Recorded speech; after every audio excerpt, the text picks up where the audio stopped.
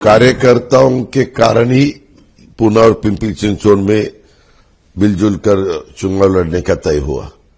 कार्यकर्ताओं को पता था कि एक दूसरे के खिलाफ अगर चुनाव लड़े तो उसमें वोटों का बंटवारा होगा। मैं जब से पॉलिटिक्स में हूं 99 के बाद हमने जो भी चुनाव लड़े 2002, 2007, 2012 तब भी आघाड़ी थी हमारी और कांग्रेस की। हम लोकसभा पार्लियामेंट में साथ साथ काम कर रहे थे, चुनाव लड़ रहे थे, अपने अपने सिंबल के ऊपर लड़ रहे थे। फिर असेंबली में भी वैसा होता था। लेकिन लोकल बॉडीज के चुनाव अपने अपने कार्यकर्ताओं को मदद होने के लिए, ताकत देने के लिए हमेशा हम एक दूसरे के खिलाफ ही लड़ते थे। वैसा ही बीजेपी शिवसेना वाले पिछले 2017 का जो चुनाव हुआ बम्बई में, ठाणे में एक दूसरे के खिलाफ ही लड़ रहे थे। तो इसमें बहुत कुछ ऐसा अलग हो रहा है, ऐसा समझने की कोई जरूरत नहीं है। लेकिन शायद आप मीडिया वाले अभी बहुत वे अलग अलग चैनल्स के माध्यम से काम करते हैं, तो उनको थोड़ा बहुत आश्चर्य होता होगा, ऐसा मेरा कहना है। दादा, पुणे और खास ध्यान में है आपके, क्या आपको लगता है कि मुद्दे हैं यहाँ पे, चूंकि आप इस समय फिलहाल यहाँ सत्ता में नहीं है, बीजेपी दोनों जगह सत्ता में, तो क्या ऐसे मुद्दे हैं जो लगता है कि लोग इस बार उसको लेके वोट करेंगे? मैंने बताया ना, मैंने जब से चुनाव चालू हुआ है तब से मैंने प्रेस कॉन्फ्रेंस लेके उसमें क्या क्या गलत हुआ, कैसे पिंपरी चिंचवड एशिया में सबसे अमीर कॉरपोरेशन थी, लेकिन वहां बॉन्ड्स निकालने पड़े, उनके अलग अलग डिपार्टमेंट के 4000 करोड़ के बिल देना बाकी है, काम की क्वालिटी नहीं है, करप्शन वहां बहुत बढ़ रहा है। उसके एग्जाम्पल मैंने दिए कि 70 लाख का ब्रिज 7 करोड़ तक लेके गए, पेड़ गिनने के लिए एक भी पेड़ नहीं गिना और 7 करोड़ रुपए उसमें भी निकाले। 120 करोड़ के सॉफ्टवेयर, 12 करोड़ के सॉफ्टवेयर थे, 120 करोड़ तक लेके गए। ऐसे बहुत से गलत काम वहां हुए। या पूना में भी पानी बिल्कुल नहीं है, इतने लोगों को पानी पूना में, पिंपरी चिंचवड में नहीं मिलता। 22 टीएमसी पानी पूना में देते हैं और पानी लोगों को मिलता नहीं। टैंकर माफिया है। यहां ये कोयता गैंग, ये जो मेजर ये नहीं है, बच्चे वो माइनॉरिटी के बच्चे, माइनर एज के बच्चे अलग काम करते हैं, ऐसा झगड़ा करते हैं। 2 व्हीलर व्हीकल्स जलाते हैं, 4 व्हीलर व्हीकल्स के कांच तोड़ देते हैं, बहुत कुछ होता है। और जिस काम में पहला ध्यान देना चाहिए, एक तो रोज पानी देना चाहिए लोगों को, दूसरा साफ सफाई होनी चाहिए, रोज एकदम क्लीन सिटी दिखनी चाहिए, तीसरा पोल्यूशन बहुत बढ़ रहा है, उसके बारे में डिसीजन लेना चाहिए। हाईटेक हॉस्पिटल खड़ी करना, या पहले जो हॉस्पिटल है उसमें हाईटेक नए जो भी अलग अलग उसमें मशीन्स आते हैं वो वहां बिठाना, एमआरआई हो या सीटी स्कैन हो या अलग बहुत कुछ है उसमें। कैंसर हॉस्पिटल, उसमें कैंसर का भी प्रावधान करना पड़ना चाहिए, लेकिन उन्होंने किसी ने ध्यान नहीं दिया। जिसको पैसा खर्चा करना चाहिए वहां पैसा नहीं खर्चा किया, और जिसके खर्चा करने की जरूरत नहीं थी, रिंग करते हैं। टेंडर निकालने के वक्त आपको टेंडर देना है तो आपको ऐसे नॉर्म्स डालेंगे कि आपको ही टेंडर मिलना चाहिए, दूसरे को नहीं मिलना चाहिए, प्री क्वालिफिकेशन आपका ही होना चाहिए। ऐसे बहुत कुछ हुआ है, बहुत यानी बहुत कुछ हुआ। अजय जी, आप बात कर रहे हैं कि जिस तरीके से दुर्व्यवस्था है पीसीएमसी में, लॉ एंड ऑर्डर की आपने बात की, इंफ्रास्ट्रक्चर को लेकर जो हर्डल्स हैं उसकी आपने बात की, लेकिन सवाल फिर ये भी तो आता है कि सरकार में आप खुद मुख्यमंत्री हैं, जिस पार्टी की सत्ता है वो मुख्यमंत्री है, गृह मंत्रालय मुख्यमंत्री के पास है, आप स्वयं इस जिले के पालक मंत्री हैं, तो कुछ न कुछ जिम्मेदारी तो राज्य सरकार की तरफ भी आती है। तो सारी जिम्मेदारी सिर्फ लोकल स्तर पे महानगर पालिका को देकर के कैसे जनता को आश्वस्त कर पाएंगे कि आप बेहतर हैं और वो नहीं? मैंने कब कहा नहीं है।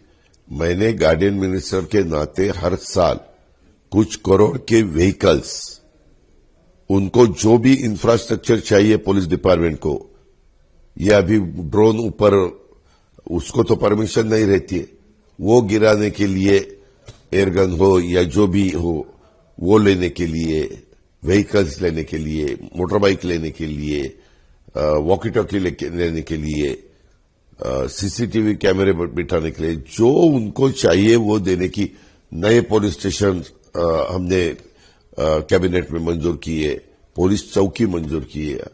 अभी दोनों सीपी कार्यालय पिंपरी चिंचवड, सीपी कार्यालय पुणे, उसका काम जोरों से चालू है। उनका रेसिडेंस का जो प्रॉब्लम है वो हमने हल किया है। अभी यहां पॉपुलेशन बढ़ा है, इसीलिए पुलिस स्टाफ ज्यादा होना चाहिए, उसके लिए सैंक्शन दिया है। हमने हमारा काम किया। सेंट्रल गवर्नमेंट जो भी मदद करना चाहती है, सेंट्रल गवर्नमेंट मदद करती है। मेट्रो के लिए 20% फंड्स देते हैं, हम 20% फंड्स डालते हैं। बाकी के रिंग रोड हो, नेशनल हाईवे हो, ये सब है काम, वो तो चालू है। उसके लिए दोनों गवर्नमेंट, सेंट्रल और स्टेट, दोनों भी मदद करते हैं। लेकिन वहां के जो स्थानिक लोग हैं वो ठीक तरह से ध्यान नहीं देते, यही तो मेरा कहना है। चुनाव पूरे प्रदेश भर में हो रहे हैं, 29 महानगर पालिका है, लेकिन सबसे ज्यादा चर्चा हो रही है मुंबई की और पुणे की, क्योंकि स्वाभाविक रूप से दो बड़े शहर हैं। लेकिन इसमें भी सबसे बड़ी चर्चा जिन चीजों की हो रही है वो परिवारों के मिलन की हो रही है। यहाँ पे पवार कुटुंब के लोग एक साथ आए हैं लंबे समय के बाद, और मुंबई में ठाकरे परिवार एक साथ आए हैं। कैसे देखते हैं आप अपना जो पारिवारिक मिलन है राजनीतिक तौर पर फिर से एक बार जो हुआ है, उसको कैसे देखते हैं? और मुंबई में जो ठाकरे परिवार साथ हैं उसको कैसे देखते हैं? बहुत अच्छी तरह से देखता हूं, अच्छा हो रहा है। लेकिन राजनीतिक मनमुटाव 2-2.5 साल से ज्यादा समय तक रहा, तो कार्यकर्ता कितने आश्वस्त हो पाएंगे आप साथ आ गए हैं और वो ट्रांसफर होने कार्यकर्ताओं के कारण ही पुणे और पिंपरी चिंचवड में मिलजुल कर चुनाव लड़ने का तय हुआ, क्योंकि कार्यकर्ताओं को पता था कि एक दूसरे के खिलाफ अगर चुनाव लड़े तो उसमें वोटों का बंटवारा होगा, वो कम से कम नहीं होगा। कार्यकर्ता चुनाव जीतकर आना चाहते हैं। हमारा तो चुनाव हुआ लोकसभा और विधानसभा का, अभी उनको जो मन में आता है वो प्रपोजल उनके पास से आने के बाद हम बैठे, दोनों पार्टियों के कुछ लोग रास्ता निकालने की कोशिश की। पहले रास्ता नहीं निकाला, लेकिन फिर बाद में जो भी गलत कुछ स्टेट में ऐसी न्यूज चली कि अजित पवार बोल रहा है कि सिंबल घड़ी का ही लेना चाहिए, वो तो मैंने कभी कहा ही नहीं। क्या कहने का कारण है? कांग्रेस, राष्ट्रवादी कांग्रेस जब लड़ती थी तो अब अपना अपना सिंबल, बीजेपी शिवसेना लड़ती थी अपना अपना सिंबल। अभी भी हम पार्लियामेंट के लिए और असेंबली के लिए गए तो शिवसेना, बीजेपी और राष्ट्रवादी ने अपना अपना सिंबल लिया था। एक कुतूहल सबके मन में है, एक आश्चर्य सबके मन में कि बातचीत शुरू कैसे हुई? 2.5 साल तक एक पूरी तरह डेडलॉक था, कोई बातचीत नहीं हो पा रही थी। बातचीत शुरू कैसे हुई? प्रस्ताव कहां से आया? चर्चा कैसे आगे बढ़ी? बातचीत ऐसी शुरू हुई, मेरे कार्यकर्ता और सामने वाले एनसीपी के कार्यकर्ता दोनों को ऐसा लगा, उन्होंने उनके लीडरशिप को कहा, हमें हमारे पार्टी कार्यकर्ताओं को मुझे कहा कि अगर ऐसा किया तो ज्यादा बेहतर होगा। तो हम तो कोई अपने साथ नहीं है, शिवसेना को साथ लेने की हम कोशिश कर रहे थे, लेकिन शिवसेना वाले शुरू में हमारे पास आए नहीं, फिर बाद में आए, फिर तब समय निकल चुका था, फॉर्म भर दिए गए थे। तो भी 2 प्रभाग में हम पिंपरी चिंचवड में हमारे श्रीरंगप्पा बारने मेंबर ऑफ पार्लियामेंट थे, है शिवसेना के लीडर, तो उनके एरिया में हमने 2 प्रभाग में एडजस्टमेंट की है, हमारी युति हुई है। और ये होने का कारण कार्यकर्ता है। एनसीपी के दोनों धड़े इस बार चुनाव में साथ हैं, लेकिन कार्यकर्ता इससे आगे की तस्वीर भी देखना चाहते हैं, आश्वासन चाहते हैं कि आगे भी अब साथ रहेंगे। उस बारे में कोई क्लैरिटी है अभी तक? उसके बारे में अभी हमने कुछ सोचा नहीं है, क्योंकि आज लास्ट डे है प्रचार का, तो वो पहला होकर वोटिंग ठीक तरह से कैसे होना चाहिए वो उसके बारे में हम ज्यादा ध्यान दे रहे हैं, इसीलिए उस एंगल से हमने कभी सोचा नहीं है। लेकिन कार्यकर्ताओं का मन तो उसके लिए भी है, तो क्या संभावना है उस चीज की बनी हुई कार्यकर्ताओं का मान रखा जाएगा, उनकी मांग उनकी चाहत का मान रखा जाएगा?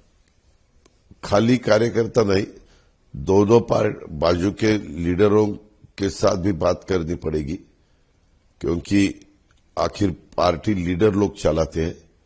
तो हमारे जो भी लीडर्स है उनके साथ हमें बात करना पड़ेगा, उनके लीडर जो है उनके साथ उनको बात करना पड़ेगा। संभावना लेकिन बनी, हाँ, संभावना लेकिन बनी हुई है। नहीं, अभी तक वैसा हुआ ही नहीं। आपने सवाल पूछा इसलिए मैंने बताया।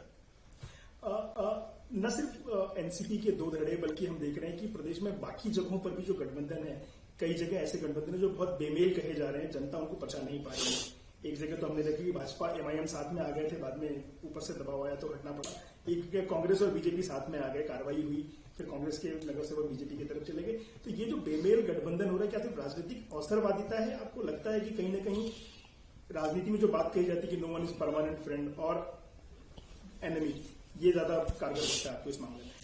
आपने जो लास्ट में कहा वो ज्यादा कारगर रहता है, लगता है। लेकिन फिर भी एक सवाल तो उठता ही है कि जब नीति, सिद्धांत, इन बातों की चर्चा होती है तो भाजपा हो चाहे बाकी पार्टियां हो, सभी उनकी चर्चा करती हैं, लेकिन जब व्यवहारिक रूप से उसको इस्तेमाल करने या उसको धरातल पर लाने की बात आती तो कहीं ना कहीं राजनीतिक महत्वाकांक्षा उस पर भारी पड़ जाती है। अभी लोगों ने इसके बारे में सोचना चाहिए कि ये ऐसा हो रहा है, तो उसमें अभी लोग ही तय करेंगे कि किसको सपोर्ट करना चाहिए, किसको नहीं करना चाहिए।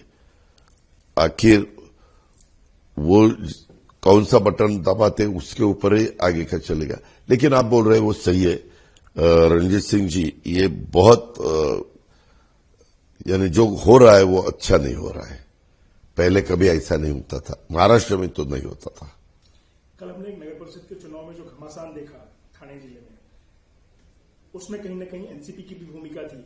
भाजपा अपना एक अलग दांव खेल रही थी, लेकिन शिवसेना और एनसीपी एक साथ आए और भाजपा का दांव पलट दिया। उसके बाद मारामारी की नौबत भी रही, घमासान रहा।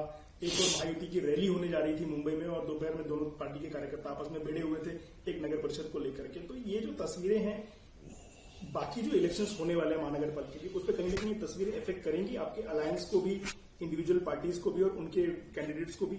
मुझे बिल्कुल नहीं लगता कि ऐसा कुछ होगा, क्योंकि ये चुनाव खत्म होने के बाद तुरंत जिला परिषद तालुका पंचायत का चुनाव लगेगा, क्योंकि 31 जनवरी 2026 तक पूरे चुनाव खत्म करने का आदेश सुप्रीम कोर्ट ने दिया था। लेकिन सुप्रीम कोर्ट के पास वापस यहाँ के इलेक्शन कमीशन गए और उन्होंने बताया कि हमें 15 दिन का मुहूर्त दे दो, मुदत दे दो, नहीं तो हम नहीं कर सकते। तो फिर उन्होंने देखा, फिर उन्होंने बताया ठीक है 15 फरवरी तक खत्म करो। अभी 15 फरवरी तक ये चुनाव खत्म हो जाएगा, लोकल बॉडीज के पूरे चुनाव, जिसमें 50% तक ही रिजर्वेशन है। जिसमें ज्यादा है वो तो जब कम करेंगे तब हो जाएगा। लेकिन आपको मैं बताता हूं, आगे 3.5 साल चुनाव ही नहीं है, तो इसीलिए 3.5 साल तो काम करना पड़ेगा। अपने यहाँ के लोगों की मेमोरी बहुत शॉर्ट रहती है, तो वो भी भूल जाएंगे और पार्लियामेंट के चुनाव के वक्त हम सब एक होके लड़ेंगे। अंबरनाथ में जो हुआ उसके बारे में सबको थोड़ा सा ऐसा जानने की इच्छा है कि अंबरनाथ में जो हुआ उसके पीछे क्या कारण था? एनसीपी ने फैसला क्यों लिया कि भाजपा का दांव पलटने के लिए शिवसेना का साथ दिया? वहां के लोकल पॉलिटिक्स वहां कैसा रहता है उसके ऊपर ही चलता है, क्योंकि ये वहां सिटी के ऊपर वो चुनाव चलता है, उसमें स्टेट का, सेंट्रल का कुछ लेना देना नहीं रहता। आपके और भाजपा के बीच में, खास करके मुख्यमंत्री देवेंद्र फडणवीस जी के बीच में काफी अच्छे संबंध और काफी अच्छी कम्युनिकेशन और ट्यूनिंग मानी जाती है, लेकिन फिर भी अंबरनाथ में जो कुछ भी हुआ उसने भाजपा को आश्चर्य में डाला।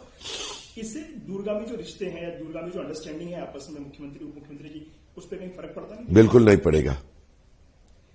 मतलब आप कहना चाहते हैं कि ये लोकल बॉडी चुनाव में जो कुछ भी हो रहा है 16 तारीख के बाद राज्य सरकार में दोनों मुख्यमंत्री और मुख्यमंत्री के बीच में किसी तरह का कोई तनाव या किसी तरह का कोई दुराभाव नहीं होगा? 100% नहीं होगा। संभव है ये? मतलब थोड़ा सा इलॉजिकल लगता है कि जिस तरीके से फियर्स बैटल हो रहा है पॉलिटिकल, उसके बाद फिर मैंने बताया ना 2017 में बीजेपी शिवसेना के आपने तब के पेपर्स पढ़े,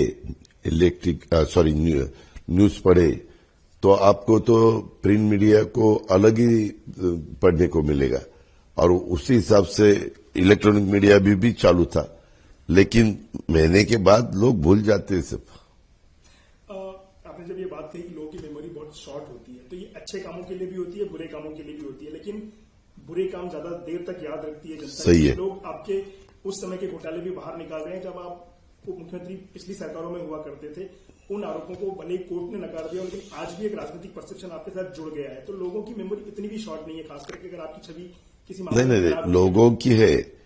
हमारे अपोजिशन वाले बीच बीच में वो मुद्दा उठाते हैं, लोग नहीं उठाते, क्योंकि लोगों को पता है मेरा काम करने का तरीका, ब्यूरोक्रेसी को पता है मेरा काम करने का तरीका। उसमें मैंने एक भी और रूल नहीं किया। जो भी फाइल्स मेरे पास आई, खाली फास्ट काम किया।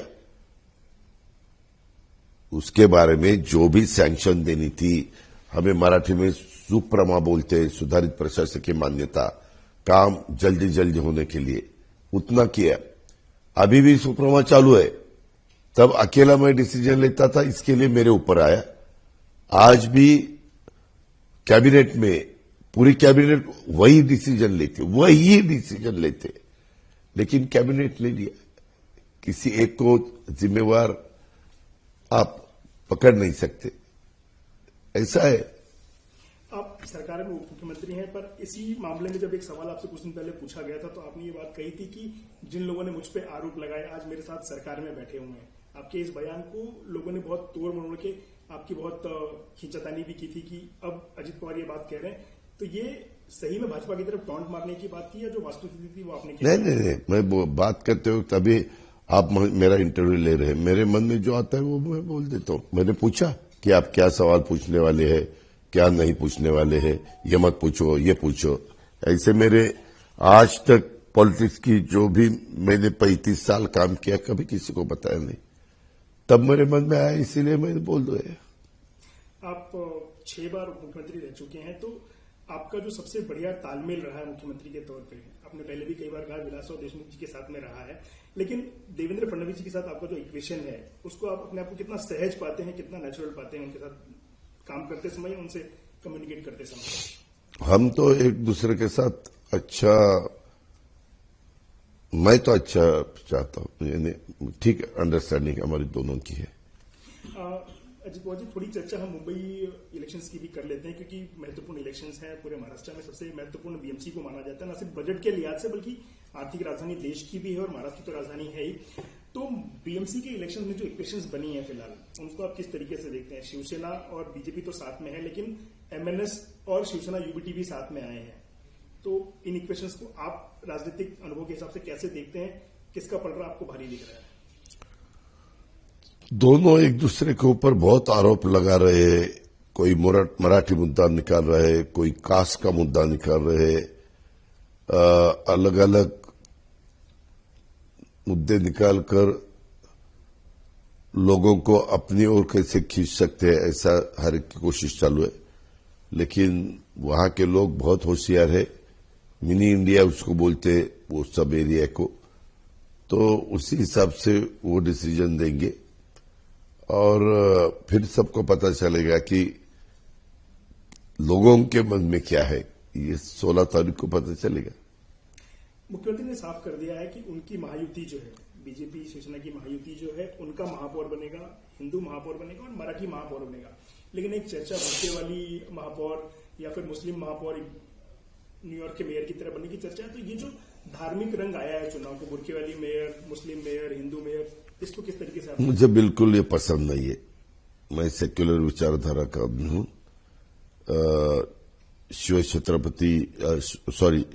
शिव शाहू फुले अम्बेडकर की विचारधारा ऐसे हमें नहीं सिखाती, ऐसे कभी उन्होंने किया नहीं। तो मेरा ये कहना है कि अपना देश इतना बड़ा है, जो भी यहां देश में रहते वो सब भारतीय है।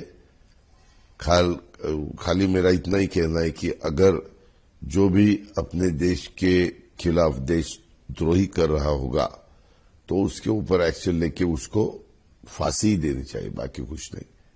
ऐसा ही नया कानून बनाना चाहिए और सभी को अपना अपना काम दिखाने का, काम करने का मौका मिलता है। संविधान ने वही बताया, डॉक्टर बाबा साहब अम्बेडकर जी ने संविधान में वही बताया अपने को, और जो अपना घटना है उन्होंने भी वही बताया घटना में।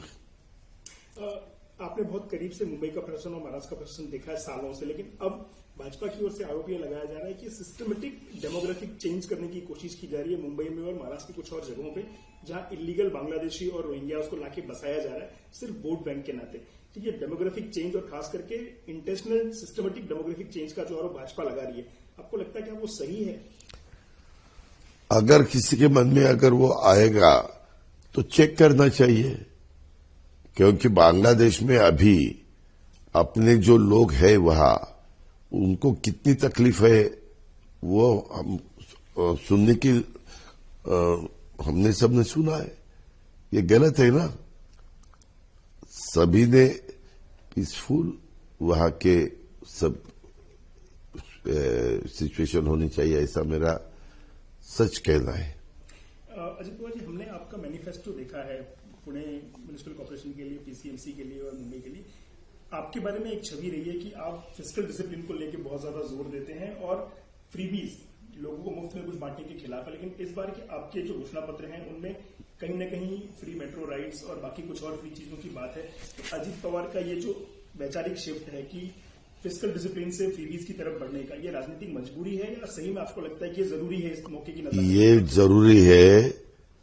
इसका कारण ये है, दोनों जो भी हमारे सिटीज है पिंपरी चिंचवड और पुणे, उसमें पोल्यूशन बहुत बढ़ रहा है। ये हवा का जो आपने देखा, चेक किया कि यहाँ की हवा कैसी है, तो एकदम खराब है। वर्ल्ड में जितने भी खराब कंट्री सिटीज है उसमें हमारा नंबर आ रहा है, तो ये गलत है ना। तो बहुत से, अगर पब्लिक सर्विस ट्रांसफर आपने फ्री दी तो अभी एक जगह 30 लाख रजिस्ट्रेशन हुआ है व्हीकल्स का, दूसरी जगह 23 लाख हुआ है। तो 2 व्हीलर, 3 व्हीलर, 4 व्हीलर पकड़ के तो इतने व्हीकल्स अगर बाहर आए, मैंने 50% ही देखा है। मैंने बोल रहा कि इतने वाहन व्हीकल्स बाहर आएंगे, आपको ताज्जुब होगा कि उसमें से कम 5-7 लाख व्हीकल्स कम हुए तो भी इतना पोल्यूशन कम हो जाएगा। हवाएं भी अच्छी, हवा अच्छी अपने को देखने को मिलेगी। और दूसरा, मेरे ख्याल से उसमें बहुत लोगों का पैसा जाता है, क्योंकि पेट्रोल डीजल हर एक व्हीकल का आधा लीटर ज्यादा दिन भर गया तो उसका 50 के हिसाब से बहुत पैसा होता है। 50 लीटर, आधा लीटर की कीमत पकड़ के समझो, एक में 10 लाख और उसमें 15 लाख, ऐसे 25 लाख व्हीकल्स उसकी हमने ये पकड़ा तो करीबन 125 करोड़ रुपए लोग हर रोज उनका खर्चा बढ़ता है। वो बंद होना चाहिए। वो जब जाएंगे मेट्रो से तो पोल्यूशन बिल्कुल नहीं होगा, क्योंकि वो इलेक्ट्रिक पे है। वो पीएम में जाएंगे तो उसमें ई व्हीकल्स हमने लिए हैं। फिर उसमें सीएनजी बसेस भी हमारे पास है। ऐसा सब कुछ है, तो वो बहुत फायदेमंद है। अभी हमारे खिलाफ लोग एलिगेशन कर रहे हैं, ये सही है, लेकिन उनको वो उसके बारे में, उस सब्जेक्ट में एलिगेशन करने की कोई जरूरत नहीं है। मैं करके दिखाऊंगा। लाड़की बहन योजना एक ऐसी योजना है जिसको लेकर के महाराष्ट्र की राजनीति काफी ज्यादा घूमी है पिछले 1.5 साल में। विधानसभा चुनाव जीतने का बहुत बड़ा श्रेय उस योजना को जाता है, लेकिन अब जब तीनों पार्टियां कई जगहों पे अलग अलग चुनाव लड़ रही हैं तो श्रेयवाद की लड़ाई भी चल रही है। दो तरफ बहू है, लड़का बहू है, देवा बहू है और एक तरफ दादा है। तो असल श्रेय आपके हिसाब से किसको जाना चाहिए? क्योंकि ज्वाइंट श्रेय की बात तो बहुत बार आ चुकी है कि तीनों का एक साथ मिलकर श्रेय है, लेकिन अब जब चुनाव अलग अलग लड़ रहे हैं, तीनों इसका श्रेय क्लेम कर रहे हैं कि हमारे कारण से हुआ या मैं इसके पीछे मुख्य जिम्मेदार था कि ये शुरू हुआ। तीनों को जाना चाहिए। ये बात पहले भी हो चुकी है। नहीं, श्रेय उसका श्रेय तीनों को जाना चाहिए। तीनों ने मिलकर वो डिसीजन लिया है। मैंने बजट स्पीच में बताया, लेकिन बजट स्पीच हम जब तैयार करते हैं तो सब साथ मिलके करते हैं और कैबिनेट उसको मान्यता देती है। तो इसीलिए हमारे बीच मुझे झगड़ा नहीं करने का, तीनों को जाना चाहिए। अच्छा, तो आखिरी सवाल मेरी तरफ से कि जो 3 प्रमुख महानगर पालिकाएं हैं, पीएमसी, पीसीएमसी और बीएमसी, इन तीनों के लिए आपका प्रेडिक्शन क्या है आने वाले 16 तारीख के लिए? क्या नतीजे रहेंगे आपके हिसाब से? लोगों ने वहां के इशू आंखों के सामने रखकर वोटिंग किया तो अलग नतीजा आएगा। और ये 2 दिन में जो भी चालू है सभी सिटी में, आप अगर जरा मालूमात कीजिए, इतना ऐसा इलेक्शन मैंने कभी जिंदगी में नहीं देखा। क्यों कहना चाहिए ऐसा इलेक्शन कभी देखा? या किसी को अपने तरफ खींचने के लिए कुछ न कुछ देने की कोशिश हर बहुत से कैंडिडेट की चालू है।